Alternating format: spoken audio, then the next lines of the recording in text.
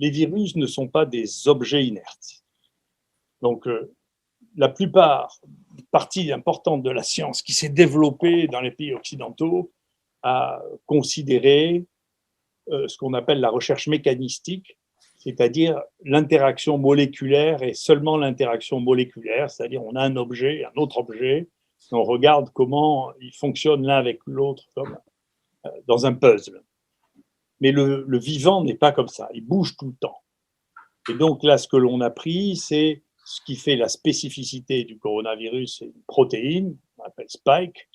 Et donc, il y a une partie du monde qui est obsédée par les stratégies mécaniques et moléculaires, qui a fait des vaccins seulement sur cette partie Spike.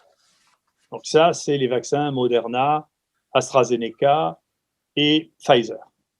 Le danger d'un vaccin de cette nature-là, ce qui est pratique, c'est que c'est fabriqué après, au bout d'un moment, en usine, donc on peut en produire des quantités considérables.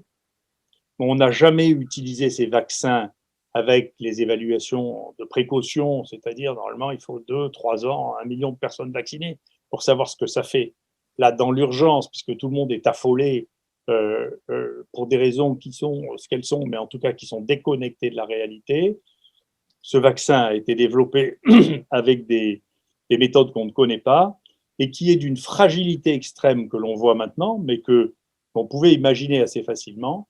C'est qu'à partir du moment où on met toute la pression sur le virus sur juste une cible, eh bien la capacité du virus à changer une partie de cette cible et à faire que le vaccin ne soit plus efficace est extrêmement grande. Et c'est ce qui est en train de se passer apparemment, d'une part avec AstraZeneca, et d'autre part, j'ai vu que Moderna était en train de dire que sa troisième production de vaccins allait intégrer les variants, mais ce sont les variants connus maintenant. Est-ce que vous appelez ça vaccin? Vous appelez ça vaccin, vous? Moderna? Oui, c'est un vaccin, oui. D'accord. C'est pas la thérapie génique, non? Non, c'est un vaccin. On vous envoie de l'ARN et vous le transcrivez vous-même en une protéine et vous développez les anticorps contre cette protéine qui est une protéine qui n'est pas à vous.